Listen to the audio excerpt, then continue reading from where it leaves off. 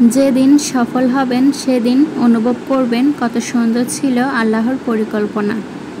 নিশ্চয়ই আল্লাহ সবচেয়ে উত্তম পরিকল্পনাকারী।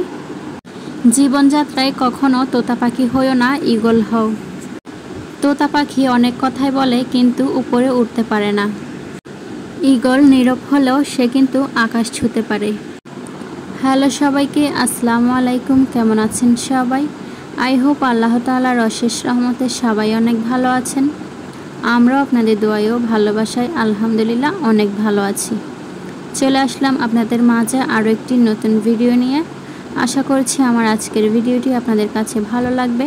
আর ভালো লাগলে একটি লাইক দিয়ে ভিডিওর প্রথম থেকে শেষ পর্যন্ত আমার সাথেই থাকার অনুরোধ রইল। আজকে আমি আপনাদের সাথে শেয়ার করব অসাধারণ একটি রেসিপি, গরুর ফ্যাপসা ভুনা। রান্না হবে সাধারণ আর খেতে হবে আলহামদুলিল্লাহ অসাধারণ। আমার মতো যারা ফ্যাপসা ভুনা খেতে পছন্দ করেন তারা এই রেসিপিটি দেখে বানিয়ে নিতে পারেন।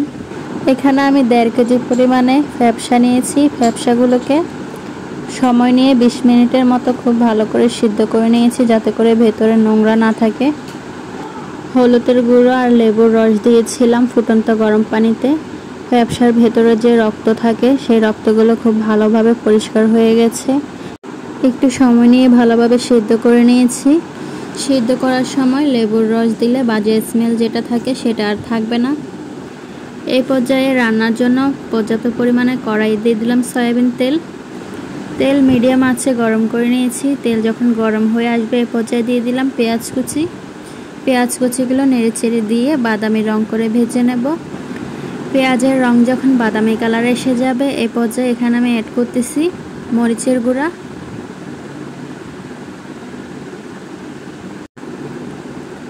দিয়ে দিলাম হলুদের গুঁড়া, দিয়ে দিলাম এখানে রসুন বাটা, দিয়ে দিলাম আদা বাটা, দিয়ে দিলাম বেশ কিছু পরিমাণে পেঁয়াজ বাটা।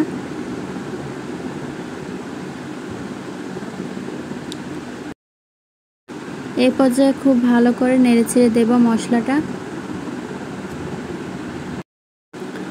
দিয়ে দিলাম গরম মশলা গুঁড়ো,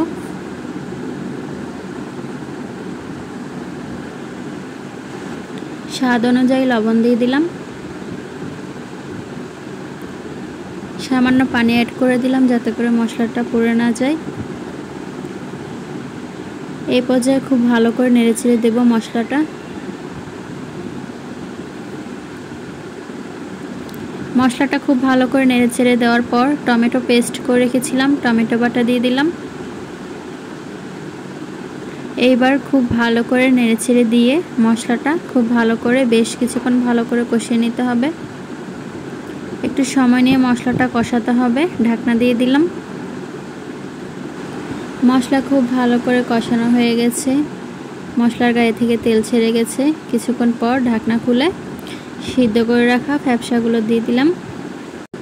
এই পর্যায়ে খুব ভালো করে নেড়েচেড়ে দেব। ফ্যাপসাগুলো খুব ভালো করে নেড়েচেড়ে দেওয়ার পর সামান্য পানি অ্যাড করে দিলাম। এই পর্যায়ে আবারও খুব ভালো করে নেড়েচেড়ে দিয়ে বেশ কিছুক্ষণ ভালোভাবে কষিয়ে নিতে হবে। ফ্যাপসাগুলো আমি খুব ভালো করে নেড়েচেড়ে দিয়েছি। এই পর্যায়ে ঢাকনা দিয়ে ঢেকে দেব। বেশ কিছুক্ষণ কষিয়ে নিতে হবে।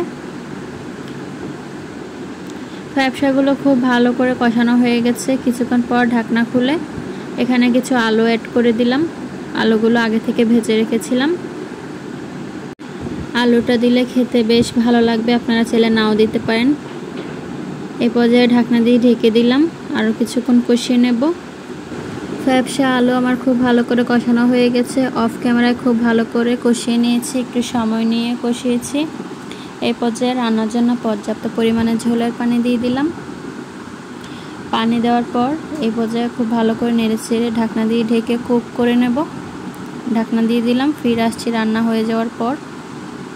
ফিরে এলাম রান্না হয়ে যাওয়ার পর। দেখতেই পাচ্ছেন আমার রান্না হয়ে গেছে। এখন আমি নামিয়ে সার্ভ করে দেখিয়ে দিচ্ছি কেমন হয়েছে। এটা তৈরি হয়ে গেল গরুর ফ্যাপসা ভুনা। দেখতে যেমন লোভনীয় হয়েছে, খেতে অনেক বেশি মজা হয়েছিল। সামনে কোরবানির ঈদ আসতেছে। আমার এই রেসিপি ফলো করে চাইলে আপনারাও ট্রাই করতে পারেন। আশা করছি ভালো লাগবে। রেসিপিটি কেমন লাগছে কমেন্ট করে অবশ্যই জানাতে পারেন। ভালো লাগলে একটি লাইক অবশ্যই দেবেন। ভিডিওটি ভালো লাগলে লাইক, কমেন্ট, সাবস্ক্রাইব করে আমার পাশেই থাকবেন। আজকের মতো এখানেই বিদায় নিচ্ছি। দেখা হচ্ছে পরবর্তী কোনো ব্লগ ভিডিও অথবা রান্নার রেসিপিতে। সে পর্যন্ত সবাই ভালো থাকবেন, সবাই সুস্থ থাকবেন। সবার সুস্থতা কামনা করছি। আল্লাহ হাফেজ সবাইকে।